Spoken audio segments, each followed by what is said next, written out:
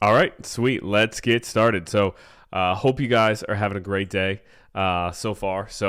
Having a really great week. Got some really nice changes going or upgrades with just our one-on-one coaching program. Getting everything switched over to one app for our clients. So literally everything is in one spot. Whether it's messaging, whether it's the community group chat or group forum, which is kind of cool. It's like this, almost like a Facebook group, but just for our clients so they can share their stories, share recipes, share other tips, ask questions, all that, which is really cool, along with obviously being able to message me one-on-one. But it's really nice to have that community aspect kind of growing within our program, because it makes such a big difference when you have a community of people who you know are trying to achieve similar things as you. It really helps you stay in your game. It really helps you not feel alone, and it helps you just feel more supported and feel like to remember that there are people that are struggling with the same things that you are. So really excited about all that. Also within the app, we have a brand new on-demand resource library that I just added a ton of videos to. So clients, if you're watching this, definitely go check those resources out. But there's a ton of videos on different accessories to buy for the gym that will help you perform better, or lift safer when you are doing your workouts. Also, there's a ton of videos on there going over nutrition education, carbs, the roles that they play in the body, protein, alcohol, sleep, stress management, how to plan your meals in a very simple way so it doesn't make meal planning complicated, saves you time. There's videos on pre-workout nutrition, post-workout nutrition, intra-workout nutrition, which is nutrition that you should maybe prioritize during your workout. So there's a ton of educational videos in there too. So there are a few guides in there too that I'll be adding to as well. So just really excited about all those new upgrades, and everything also, like I said, just being in one spot, which is so convenient. So a lot of really cool stuff happening there. I talked about this like on my Facebook stories and my Instagram stories, and I don't know if you've seen those or not, if you're watching this, but a big focus of mine in 2024 is just taking the client experience to just a whole new level, as far as the education that I provide, the support that I provide, the community that we can provide, and everything. Like, I want this to be literally the best program out there with everything that you would absolutely need to succeed. And there's always ways to improve. So there's always ways that I'm trying to find to be better. So really excited about all that. But today we are going to dive into fat loss, and we are going to dive into why you probably aren't losing fat. So we are a month into 2024. Today, as I'm recording this, is February 1st. And a lot of you may have seen really great progress with your weight loss or your fat loss goals or your New Year's goals so far. But I know there are a handful of you that I've talked with specifically who are really not seeing the results that you necessarily thought you would see. Or maybe you saw the scale go down a little bit the first couple weeks as you were really motivated, maybe cut some things out of your diet, but that weight loss or fat loss is kind of stalled, and now you're getting burnt out, and you're like, I don't know what to do. I can't cut any more food out. I can't exercise anymore. So I'm going to give you the top 5 mistakes that you're probably making with your nutrition, and why you're not seeing the results that you really want, and also why the clients that I work with are. Like, these are things that I implement with the clients that I work with, so they don't make these mistakes. So mistake number 1, let's just go ahead and dive right in. So mistake number 1 is that you're not tracking your food, like specifically your calories and your protein. A lot of people get all obsessive about, macronutrients. And also, if you've never really heard of macronutrients or you're new to the nutrition stuff, like, trying to learn macronutrients can be really hard. So that's really overrated when it comes to fat loss. But you want to at least be tracking your calories and protein and knowing how much you're eating per day. Because if you don't, then you have no idea like what you're inputting into your body. So you have no idea what's causing your body to get a certain type of result. It's like a math equation, right? And you probably remember in algebra where they would put an equation on the board and it would have like 2 letters, or and then it would equal some kind of number, right? And usually with a lot of these math equations, there was some way to figure out what these letters were, to calculate for X or calculate for Y, right? That way we know what is in the equation that is causing us to get a certain result or a certain number out of it. But we always had some kind of clue in order to figure that out. But if you're not tracking your food and not tracking your calories or protein, you have no idea what those inputs are. And nutrition and fat loss isn't necessarily an algebra equation if you don't have the clues you need to figure that out. So you have no idea what's causing that input or what's causing this result that you're getting. Like if you're feeling burnt out right now and your weight loss has plateaued or your fat loss has plateaued or you haven't started to see fat loss to begin with, you don't know like what is causing that to happen. But if you were tracking your calories and protein, you could figure out, okay, am I eating too little? Am I eating too much? Am I eating enough calories, but maybe not enough protein for my goal? Since, my goal is to tone up and not to just see the scale go down. Like if you're listening to this or watching this, your goal probably isn't just to see the scale go down. Your goal probably is to get more shape in your body, to tighten things up, to get more tone, to get more defined. So protein plays a big role in that because a big part of feeling toned or looking toned and getting defined is having enough muscle on your frame, and protein is going to help us to keep that or build that if we need to. So those two things are like our inputs, but if you aren't tracking your food, you have no idea what those inputs are. So you not only don't know what's causing you not to see results, but because of that, you don't know what to adjust. You don't know if you should increase calories or you don't know if you should decrease calories because you just have no idea where that's at. So that's the first mistake. And I find a lot of people just try to make healthier choices. They try to cut out processed foods. They try to eat more fruits and vegetables. They try to have more protein on their plate, which are all great habits to start implementing. But a lot of times it's not enough to actually see fat loss. A lot of times we need a more detailed approach. So we need to know exactly what is going into our body. That way we know exactly what input, because you can overeat calories by eating healthy. And that might not be productive for you for fat loss, right? Overeating on calories. You can undereat on calories by eating healthy. And that a lot of times isn't productive for fat loss either, or for the body composition change you want. You can eat maybe the right amount of calories by eating healthy, but maybe you're not eating the right amount of protein to actually build the lean, toned physique that you want. So that's not necessarily productive towards your goal. So we have to know exactly what you're eating, on a day-to-day or a week-to-week basis. That way you can make adjustments to that and figure out what the formula is for you. And that formula will change depending on how your body adapts, because the body always adapts in some way to what you provide it with. So like what the magic formula, quote unquote, is for you right now, February 1st, might not be the magic formula, quote unquote, for you on December 31st, or December. Well, I guess you could say December. I was going to say March 31st, but even December 31st, that formula might be different.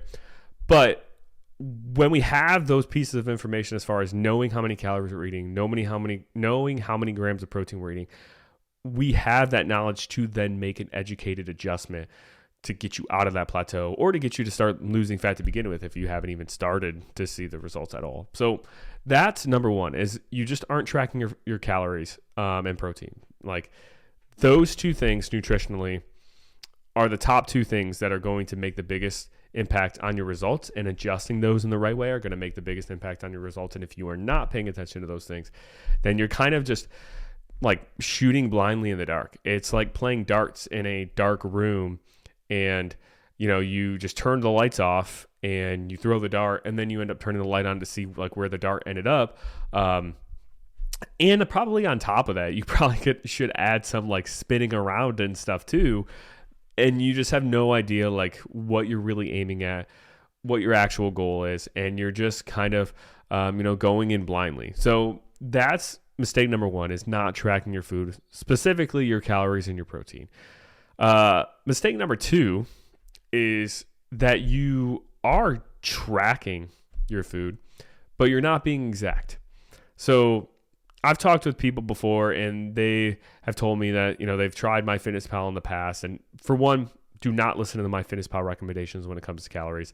Their recommendations usually are trash, and your body is very specific based on your genetics, your past dieting history, all this stuff. So don't listen to what MyFitnessPal says as far as how many calories to eat. But I've talked with people who have tried tracking their food before, and they say that it didn't work, which could be because they were aiming for the wrong numbers. 100%. Like so many people that I've talked with who have tried tracking their food, they're either under eating or overeating still. But one big thing or one big mistake that people make when it comes to tracking is that they're just not tracking accurately. They're pulling out MyFitnessPal, they're logging what they eat, but they're eyeballing everything. They are using maybe like measuring cups, but they are using like heaping measuring cups. Like they'll measure out a cup of cereal and it'll be like a heaping scoop instead of like an actual flat scoop. But more often than not, they're just kind of eyeballing things. Be like, oh, this is about a cup of cereal. This is about a cup of rice. This is about 4 ounces of chicken. But they aren't actually taking the time to pull out the food scale and weigh it. And I get it feels tedious. It sounds tedious. Like I have to weigh everything that I eat. But it really doesn't take that much more time than what you think. Like you're probably spending, pulling out MyFitnessPal, eyeballing things, 5 to 10 seconds at least anyway. And pulling out a food scale to weigh out your cereal takes an extra maybe 10 seconds. Pulling it out, putting the bowl on the scale, just turning the scale on and pouring the cereal in the bowl and seeing what the amount in grams weighs out to. Like that might take an extra, maybe let's say 30 seconds compared to just eyeballing things. And like I said, it might feel tedious or sound tedious at first, but it's going to ensure that what you're logging is actually what you're eating. Because if you are estimating things, you could be estimating things and you could be off by like 50 calories per meal. Let's say 50 calories per meal you're off. And let's say you eat 4 times a day. That's 200 calories you could potentially be off with your measurements. And 200 calories is enough to make you either not see as much progress as what you would think, not see progress at all, or if you are like maybe aiming for maintenance calories and you're eating 200 calories above that, that could be enough each day to actually make you gain a little bit of weight. So we have to make sure if we're going to take the time to track our food and log our food and pull out MyFitnessPal, we might as well take that extra, 1% of extra effort or those extra 30 seconds to actually pull out the food scale and make sure what we're logging is actually accurate. Now, obviously, if you are eating at a restaurant, if you're going to a friend's house, if you're going to a get-together, all those things on vacation, like don't take your food scale with you to a friend's house. Don't take your food scale with you to a restaurant. Don't do that. Estimate those things with using, we have a really nice like portion size guide that I have for a resource for clients where they can like estimate, okay, a cup of this is roughly like a baseball size of this and that. And they can use that to estimate things when they are going out to dinner or they are going to a friend's house and this and that. But those estimations should be used exclusively for those circumstances where like you don't have your food scale with you and where you're not at home. But if you are at home and you are cooking your dinner, meal prepping, or you're cooking your lunch or breakfast or whatever, use the food scale so what you are tracking in those scenarios is actually accurate. And another thing that causes people not to track their food accurately is they don't actually track their food before they eat it. They eat their food and then they go back maybe an hour or two later and try to remember everything that they ate. Or maybe they go throughout their whole entire day eating their food and then they're laying in bed at like 9 p.m. at night and they're thinking back to everything that they ate starting at 7 a.m. And if you do that, you are going to forget things. I don't care how good your memory is, you're going to forget. And especially if you are actually weighing things out, you're probably going to forget what the measurements are. Like, did I have 100 grams of cereal or was it 80? Like, I can't remember. Was it 4 ounces of chicken or 5 ounces of chicken? I can't remember. You're going to forget those things. And that's going to lead to inconsistencies or inaccuracies in your logging too. And like I said, if you're off by 50 calories every time you eat and you eat 4 times a day, that's 200 calories you could be off either way. That could really drastically be the difference between you thinking you need to eat 1,200 calories to lose fat when you could actually be eating 1,400 or even more. If your logging is off, like if you're estimating things by just like eyeballing along with logging everything at the end of the day, you could be off by 400 or 500 calories. And there's a lot of research actually behind this, that people are not good at eyeballing things and estimating their intake. Even dietitians, even people who are big in the nutrition realm, like there have been studies behind this, even experts in nutrition are not great at estimating their intake and eyeballing things and being accurate in that way. So when we have the chance, when we have the opportunity, when we're at home, we do want to make sure things are weighed and measured accurately. That way it's tracked accurately. Because if you are tracking, and like I said, if you're tracking, pulling on MyFitnessPal, but you're just eyeballing things aren't exact, you're like putting in this extra effort to log things with it probably not even being accurate anyway, so you can't even really make accurate adjustments to it.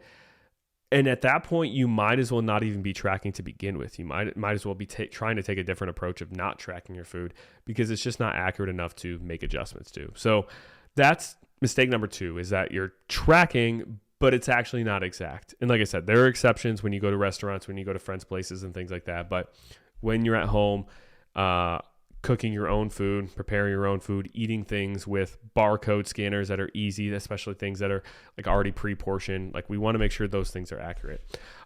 Mistake number 3 is that you are tracking your food and you're doing everything perfectly, like as far as tracking, it's perfectly accurate or close to it, but you are actually overeating. So you're just eating too much. And some people fall into this camp. I've had clients where first week, I always have my clients track their usual intake so I get an idea of what their intake is currently like.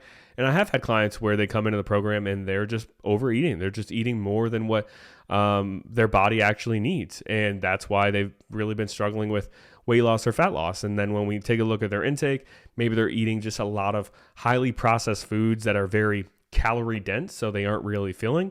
And then once we bring their calories down, have them start eating a little bit more whole foods that are going to fill them up a little bit more, they start to see, the results they want. So that's kind of mistake number 2, is just you're overeating, which is kind of simple. And I'm going to take a quick drink. Throat's getting a little dry. So really simple mistake there, is that you're just overeating. Mistake number 4, which is probably the most common mistake I actually see from the people I work with, is that you're tracking your food and everything, but you are actually under eating for your goals, whether it be under eating calories or under eating protein. Both are really common in the people that I work with. I work with mostly women, mostly moms, people who maybe are early grandmothers even too. And most of them come into the program eating too few of calories for what their body needs and too little to actually see sustainable fat loss, or they're eating too little of protein to get their body to change the way they want. And there are like two issues when it comes to under eating. One is that you're under eating for such a long period of time that your body and metabolism starts to adapt to that. So if you are getting in less calories than what your body needs to maintain proper functions on a day-to-day basis, it will start to slow some things down. It will start to slow down sex hormone production. It will start to slow down even just like unconscious movement, like me moving my hands and stuff, like that will slow down. It will bring down your energy, so you're just not really capable of burning as many calories in your workouts. It will also even slow down like your mental processing a little bit, so you process information a little bit slower, which burns less calories. And it also will slow down your actual metabolism a little bit too if you do it for long enough. So if you're somebody who you've been trying to lose fat and you've been eating maybe 1,200 calories a day, whether you are doing it intentionally or you're not tracking your food and just accidentally eating 1,200 because you're cutting out carbs, cutting out all these other food groups, then your metabolism might start to slow down and adjust to that. So instead of burning your normal, maybe, 2,000 calories a day, it'll slow down and it'll start burning maybe 1,800 or 1,700. and maybe even go down a little bit lower. So that's one issue, and that causes people to not lose the expected amount of fat that they think they would lose because your metabolism slows down and adjusts to that. But another issue with that is not only does your metabolism start to slow down a little bit in all these other areas where you could burn calories slow down, but your hunger will also skyrocket. And that is this worst case scenario that you could be in where your metabolism is slowed down, all these other areas where you're burning calories are slowing down, but your hunger is skyrocketing and even overcompensating for that. So let's say like normally your body is adapted to where you burn 2,000 calories a day, and the hunger signals you get that your body tells your brain is, okay, let's eat 2,000 calories a day. But you start eating 1,200 per day. So your metabolism starts to slow down a little bit, and now you're burning 1,800. So you only need 1,800 calories per day to maintain your weight. But because you're eating so few of calories, your hunger signals go through the roof, and your hunger signals actually overcompensate for that. And they tell your body, hey, there's not a lot of food coming in. We need to eat 2,100 calories per day. So now you have this scenario where your metabolism is slowed down a little bit, but then also your hunger signals are telling you to eat even more than what your body actually needs. It's not even telling you to meet that 1,800 requirement. It's telling you to eat 2,100. So your hunger overcompensates for it. And now if you give into that hunger, and eventually you will, like that's why humans have survived for so long, is because we have such strong hunger drives. If it goes on for long enough, you'll eat that 2,100 calories. And if you're only burning 1,800 at that point because your body's metabolism has slowed down a little bit, you're in a 300 calorie surplus. And if you do that for long enough, you'll end up gaining weight back. So that is one big issue too. Like the kind of the second big issue with undereating is you undereat and maybe you see some short-term fat loss, but you do that Monday through Friday or Monday through Thursday. And then the weekend comes and your hunger signals are through the roof. Your cravings are through the roof. Your body wants this like high calorie food so bad because it feels like, hey, like there's not a lot of food around here. Let me get the most that I can in the shortest period of time. And then you end up overeating Friday, Saturday, and Sunday and actually gaining weight long term through that cycle. And that's a big cycle that I see so many people go through when we look at their food intake is they're under eating so much throughout the week. And then on the weekend, they end up overeating. Or maybe they're under eating for like 2 or 3 weeks straight and they even have the discipline to under eat so much on the weekend. But then that fourth week, everything builds up and they have this event, they have this holiday, they have this trip, and then they go way overboard on that. So that's one of the biggest issues is people under eating on calories either chronically and it causing their metabolism to slow down, or it's in these short spurts, but it's strong enough to where it causes your hunger to overcompensate and then you end up binging afterwards. Another issue with under eating, which connects to protein, is that, like I said before, if you're watching this, you likely don't just want to lose weight. You likely want to see actual body composition change with your body looking more toned, your body looking leaner, your muscle definition improving. Not saying you want to be a bodybuilder or anything, but you want to see muscle definition improve. You want to feel more toned. You want things to tighten up. You want to have, that type of shape that you want. And that comes from having a decent amount of muscle on your frame. And maybe for some people that means building muscle, and for other people that means just maintaining the muscle they have. But a big key part of that is making sure, one, that you don't crash diet and eat 1,200 calories a day. But two, is that you're eating enough protein. Because if you are under eating protein, it doesn't matter how much strength training or lifting you do, you will over time, especially if you're eating low calories, will end up losing muscle along the way. And this happened to me back in like 2013 when I lost roughly like 40 pounds. I was doing a ton of cardio, wasn't tracking my protein intake or my calories at all, lost a lot of weight. And yeah, I mean, I did feel more confident because I was able to fit in clothes better. But when I wasn't wearing my clothes, I still didn't have the muscle definition or the shape or the tone that I actually wanted when I started this whole thing. So a lot of you have probably experienced this too, where maybe you've lost 10 pounds and like your clothes don't feel as tight, but you look in the mirror and you still feel like when you flex your, arms, you don't see any muscle there, or you don't see any muscle definition in your legs, or this or that, or things still feel kind of flabby even though they're smaller. That's because you're not eating enough protein along the way, and you lose muscle along the way. So eating enough protein, making sure you're getting enough of that is, along with lifting weights, is a way to make sure that you keep the muscle you have or build muscle. So when you actually lose the fat and lose the weight, it's actually just mostly all fat coming off and you actually have more muscle tone underneath. So that is mistake number 4. Let me take another drink. And then mistake number 5 is you don't take diet breaks. So you could be doing everything perfect, tracking your food the right way, being accurate with it. You could be hitting the right amount of protein. You could be hitting the right amount of calories for sustainable fat loss.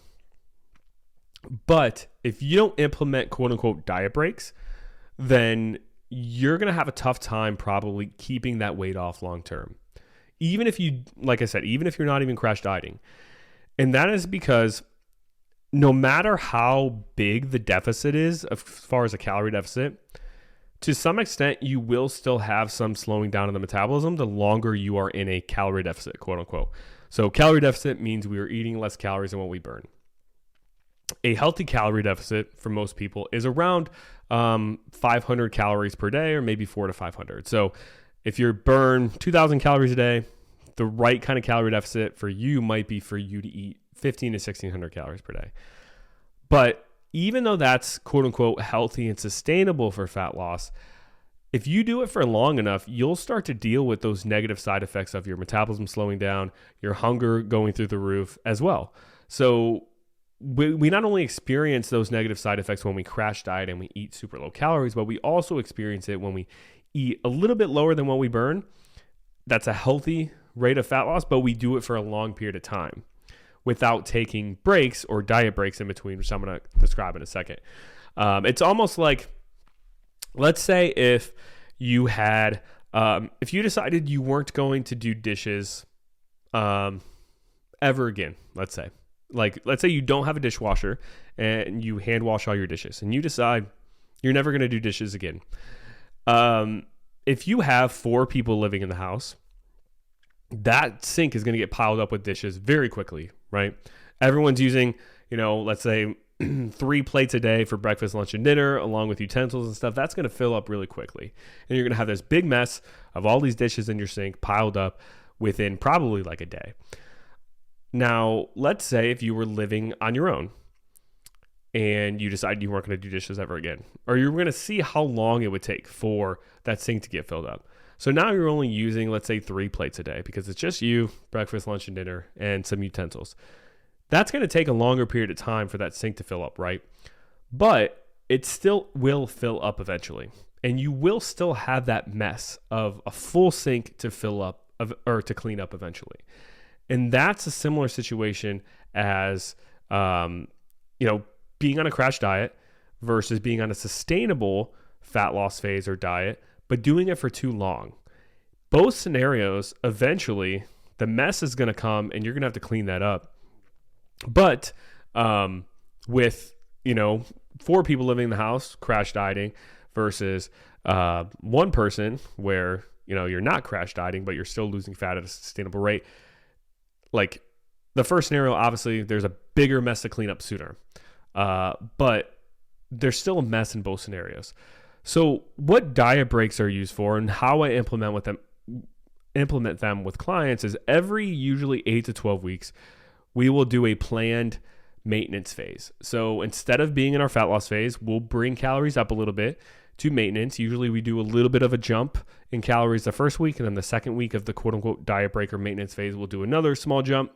That way they have a couple of weeks of eating a little bit more calories after kind of pushing for fat loss for 8 to 12 weeks.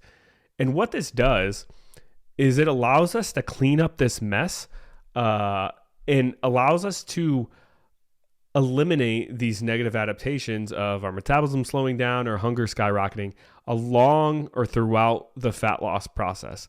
So this would be similar to, okay, let's say instead of not doing dishes ever again, you decide you're going to do dishes every 3 days. So instead of letting that sink pile up, over a span of a month, you do dishes every 3 days. So every 3 days, you're cleaning up a little bit of a mess, but it's not nearly as big of a mess or not nearly as overwhelming to clean up as if you were to just let that sink get entirely full first. And this is what these diet breaks do, is they allow us to kind of clean up that mess, bring your metabolism a little bit back up to baseline, get your hunger a little bit back down to baseline throughout the fat loss process. So it makes maintaining the weight or the fat long term so much easier, because you don't have these huge spikes or these huge gradual increases in hunger along a long fat loss phase. You just have a little bit of an increased hunger, but then when that hunger kind of reaches its peak, maybe at 8 to 12 weeks, we have a diet break, bring calories up, let that hunger come back down a little bit, and then we start another fat loss phase from there. So instead of saying, okay, I want to lose fat, so I'm going to diet or be in a fat loss phase for 4 months straight, we would do maybe 2 months of being in a fat loss phase overall, and then maybe 2 weeks of a diet break or maintenance phase, then followed by another maybe 1 to 2 month fat loss phase, followed by a 1 to 2 week maintenance phase or diet break. That way we're constantly kind of cleaning up that sink when there's just a few dishes in there, so it's not so overwhelming. We don't have this huge mess to clean up later. And along with that, you practice what it feels like to eat at maintenance. So then once you've lost all the weight that you want to lose, it doesn't feel so overwhelming to keep it off. Because let's say if you wanted to lose 40 pounds and you dieted, you were in a fat loss phase for, let's say, 7-8 months straight and lost 40 pounds straight. And now you finally lost that 40 pounds. You're finally down to the weight that you want to be. And now you think, shoot, wow, I got to try to maintain all this weight. And I don't even really know how, but I'm going to try. Because, the last time you were at maintenance is maybe never in your entire life, but at the earliest, it was 8 months ago before you started this diet. But let's say if you wanted to lose 40 pounds, and instead of losing it all completely straight, you lost 10 pounds. And then we maintained that for a couple weeks. Like we went to a diet break, went to a maintenance phase, planned it, and maintained it for 2 weeks. Then you went into another fat loss phase and lost another 10 pounds. And then we went to another maintenance phase, another diet break, and maintained it for a couple weeks. And then you went into a third fat loss phase, lost another 10 pounds. Then we did it again. You're probably getting the gist here. And we do that for, let's say, 4 total cycles. You're down 10 total pounds. And the magic of this is that as opposed to the first scenario where you hadn't done maintenance maybe ever, and you're looking at this big task of maintaining this 40-pound weight loss for the rest of your life, in the second scenario, you maintained your 10-pound weight loss. Back when we did that first diet break, you maintained your 20-pound weight loss total back when we did your second diet break. You maintained your 30-pound weight loss total when we did the third diet break. And now you're maintaining 40 pounds off, and it's not as overwhelming because you have practice and experience being at maintenance and what maintenance feels like, what your lifestyle looks like at maintenance along the way, and it doesn't feel as overwhelming. And along with all the physiological reasons why that's better for keeping your weight off long term, your hunger is not as high, your metabolism isn't as slowed down, all those things. Mentally, it also feels less overwhelming to maintain that weight long term because you've maintained it along the way. So that is mistake number 5. And one of the biggest things that people don't think about is doing planned maintenance phases along the way. And like I say diet breaks, and like I don't mean that these are like cheat weeks. Like, oh, we have 1 to 2 weeks to go all out, eat whatever I want. Like we're still eating mindfully. We're still making good choices. We're still tracking our food to make sure we're eating the right amount of calories, but we're eating more than what we were eating in the fat loss phase to help bring that metabolism back up, to help bring that hunger back down, and practice maintaining your weight during those 1 to 2 weeks. So hopefully these were kind of eye-opening. We'd definitely love to know which of these mistakes you are currently making or have maybe made in the past, just so I can get an idea of like which ones are the most common. So definitely let me know in the comments below. Let me know if this was eye-opening or helpful in any way. Definitely share this with anyone that you feel like it'd be helpful. My throat is really scratchy right now and itchy, so I'm trying not to cough. But yeah, hopefully this was helpful. Definitely let me know in the comments below. And that is all for this one, and I will see you guys in the next one.